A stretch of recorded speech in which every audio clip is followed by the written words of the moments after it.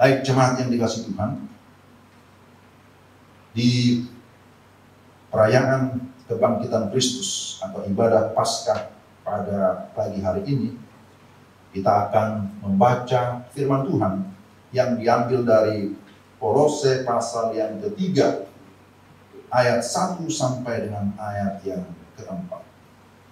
Kolose pasal 3, ayat 1 sampai dengan ayat yang keempat, demikian firman Tuhan. Karena itu, kalau kamu dibangkitkan bersama dengan Kristus, carilah perkara yang di atas di mana Kristus ada, duduk di sebelah kanan Allah. Pikirkanlah perkara yang di atas, bukan yang di bumi. Sebab kamu telah mati dan hidupmu tersembunyi bersama dengan Kristus di dalam Allah. Apabila Kristus yang adalah hidup kita menyatakan diri kelak, kamu pun akan menyatakan diri bersama dengan Dia dalam kemuliaan. Demikianlah pembacaan firman Tuhan. Berbahagialah setiap kita yang mendengarkan firman Tuhan dan memelihara dalam kehidupan kita tiap-tiap hari. Jemaat yang dikasihi Tuhan, sekali lagi kita bersyukur hari ini kita bisa beribadah. Saya berharap bahwa kita semua masih tetap dalam keadaan yang baik, dalam keadaan bersukacita, dalam keadaan yang antusias merayakan Paskah sekalipun kita berada di rumah masing-masing. Ada tema yang sudah ditetapkan berdasarkan pembacaan ini. Tema kita adalah kebangkitan Yesus membarui cara hidup. Kebangkitan Yesus membarui cara hidup. Saudara-saudara yang terkasih dalam Tuhan Yesus Kristus, Paskah adalah merupakan perayaan terpenting di dalam tahun gerejawi Kristen. Paskah berasal dari kata Pesach dalam bahasa Ibrani. Paskah dalam bahasa Yunani yang berarti melewati. Pada masa perjanjian lama, Tuhan membebaskan umat Israel dari perbudakan di Mesir dengan pemberian 10 tulah kepada orang Mesir sebagai peringatan. Malaikat maut telah membunuh semua anak sulung di Mesir dan melewati rumah-rumah orang Ibrani yang tiang pintunya ditandai dengan darah anak domba. Di masa perjanjian baru, Paskah adalah perayaan kebangkitan Tuhan Yesus dari antara orang mati. Anak domba Paskah, yaitu Yesus yang telah mati di kayu salib, dibangkitkan pada hari yang ketiga, sehingga setiap orang yang percaya kepadanya terlewati dari maut. Maka orang percaya merayakan Paskah sebagai hari kemenangan. Kemenangan atas dosa, kemenangan atas iblis, dan kemenangan atas maut. Itulah sebabnya Rasul Paulus menyebut berita ini sebagai the most important message atau the first message, berita utama. Kalau kita bandingkan dalam 1 Korintus pasal 15 ayat 3. Mungkin istilah sekarang disebut dengan istilah breaking news, top news, tetapi tentu kontennya berbeda. Breaking news corona itu berbeda ya dengan breaking news kebangkitan Yesus. Di antara semua yang penting-penting, maka berita kebangkitan Yesus adalah berita yang dinantikan sejak berabad-abad lamanya. Pertanyaannya, apakah berita kebangkitan Yesus juga merupakan yang terpenting bagi saudara, bagi saya, bagi kita sekalian? Kalau jawabannya ya, mengapa? Saudara, yang pertama, kebangkitan Yesus adalah fakta sejarah yang tak terbantahkan. Bagi banyak orang di dunia ini, berita kebangkitan Yesus dianggap nonsens, dianggap omong kosong, dianggap impossible, sehingga banyak teori yang menyangkalnya. Ada isu mayat Yesus dicuri, mayat Yesus hilang, Yesus hanya mati suri, hanya pingsan, murid-murid hanya berhalusinasi, metafora, sampai kepada salah alamat bahwa murid-murid masuk kubur yang salah. Bahkan berita kebangkitan Kristus sempat dijadikan berita hoax oleh kelompok imam-imam Yahudi dengan menyogok para serdadu. Itu bisa kita lihat dalam Matius pasal 28 ayat 11 sampai 15. Tapi bagi kita, bagi saya, Berita kebangkitan adalah fakta sejarah yang tidak terbantahkan. Keempat kitab Injil, Matius, Markus, Lukas, Yohanes, mencatat semua peristiwa itu. Dinyatakan bahwa kubur kosong membuktikan Yesus hidup. Tapi bukan hanya itu. Bahwa peristiwa yang spektakuler ini terjadi pada masa pemerintahan Pontius Pilatus memerintah. Kemudian itu dicatat di dalam kredo atau pengakuan iman rasuli yang tadi sudah kita ikrarkan bersama. Saudara yang terkasih dalam Tuhan, lebih lanjut lagi, Rasul Paulus juga mencatat dalam 1 Korintus pasal 15 ayat 3 sampai 6.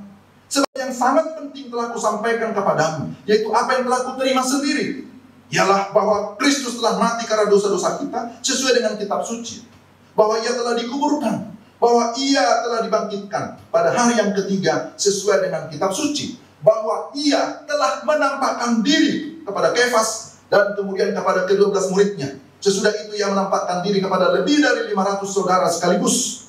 Kebanyakan dari mereka masih hidup sampai sekarang, tetapi beberapa di antaranya telah meninggal. Saudara perhatikan, kata bahwa diulang-ulang di sana menjadi penekanan khusus poin-poin penting yang dialami Kristus. Secara yuridis, ini adalah fakta dan kebenaran yang tidak terbantahkan. Karena ketika Paulus menulis surat ini kepada orang-orang di Korintus, para saksi masih banyak yang hidup. Jikalau Paulus berbohong, pasti akan segera dibantah dan pasti menolak Paulus sebagai seorang rasul. Maka kebangkitan Kristus bukan hanya menjadi kredo atau pengakuan iman, tetapi saudara, kebangkitan Kristus itu menjadi sentral pemberitaan para rasul, bahkan gereja hingga pada akhir zaman. Ini adalah yang pertama.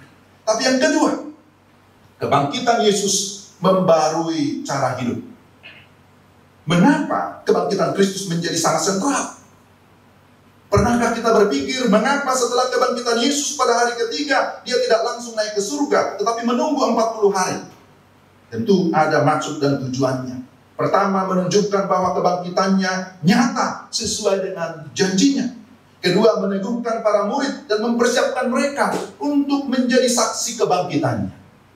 Masa-masa penampakan Yesus adalah masa yang sangat krusial yang mengubah kehidupan murid-muridnya, yakni Petrus dan rekan-rekannya.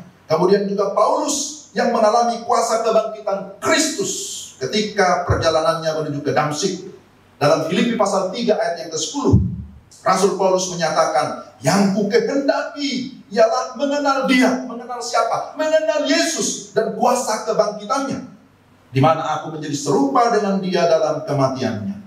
Saudara yang terkasih dalam Tuhan, pembaruan apa yang dialami oleh orang-orang percaya melalui kebangkitan Kristus? Pertama, pembaruan secara rohani atau pembaruan iman.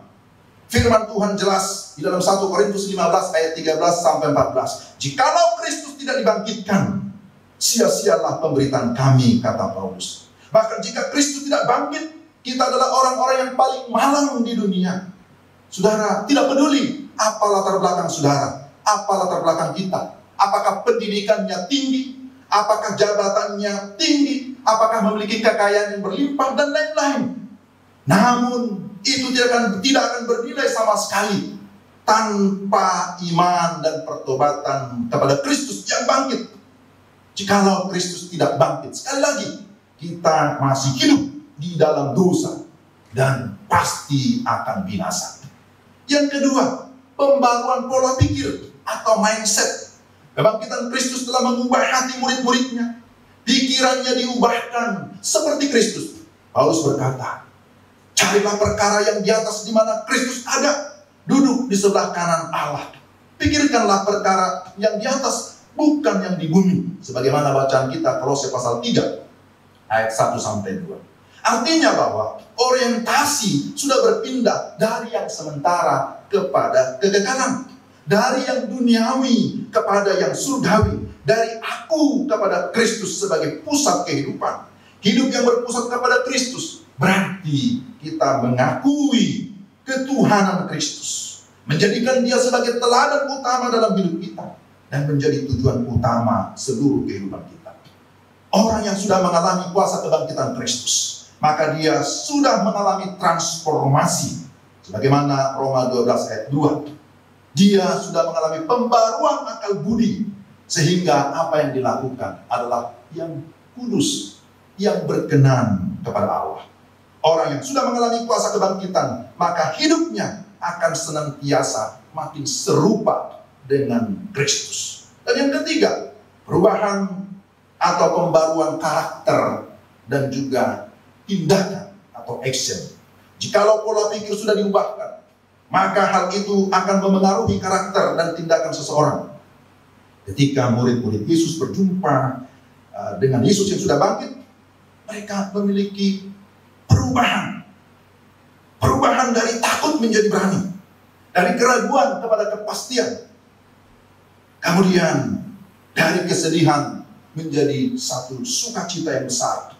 Dari kekecewaan kepada sebuah pengharapan yang pasti. Ketika mereka mengalami perubahan tersebut, maka mereka pun bertindak dengan penuh semangat. Mereka menjadi pelayan-pelayan Tuhan yang luar biasa. Mereka melayani tanpa pamrih. Bahkan sejarah mencatat semua murid-murid Yesus mati sebagai martir karena memberitakan tentang Yesus yang bangkit. Sama juga seperti Paulus, mau berjuang dan bekerja keras karena pola pikirnya sudah diubahkan. Dia tidak lagi berfokus kepada diri sendiri. Dia berkata, hidupku bukannya aku lagi, melainkan Kristus yang hidup di dalam aku. Kalau aku hidup bagi Dia. Maka dia siap melayani kapan dan di mana saja. Saudara, jemaat yang terkasih dalam Tuhan Yesus Kristus, kebangkitan Yesus adalah fakta sejarah yang tidak terbantahkan. Itu merupakan kesimpulan bagi saudara dan saya. Kebangkitan Yesus mengubah kehidupan setiap orang yang percaya kepadanya. Kebangkitannya memberi harapan dan kehidupan baru. Amin, saudara-saudara. Kebangkitannya menguatkan iman dan menjamin kemenangan kita. Amin. Saya kira kita semua mengaminkan hal ini. Kebangkitannya harus diberitakan sampai ke ujung bumi. Amin. Ya, ini juga harus diaminkan. Tapi apakah kita sungguh-sungguh setia memberitakan Yesus yang bangkit itu? Saudara yang terkasih Tuhan, kebangkitannya sekali lagi harus terus diwartakan, harus terus diberitakan. Bahwa berita tentang wabah atau virus corona tidak boleh mengalahkan berita kebangkitan Yesus. Oleh karena itu, marilah kita lebih bergiat dan bersemangat memberitakan tentang Yesus yang sudah bangkit, yang sudah memberikan kita kepastian hidup, memberikan kita kepastian keselamatan. Saudara yang terkasih Tuhan, semangat Paskah membuat kita tidak gentar sekalipun ada tantangan.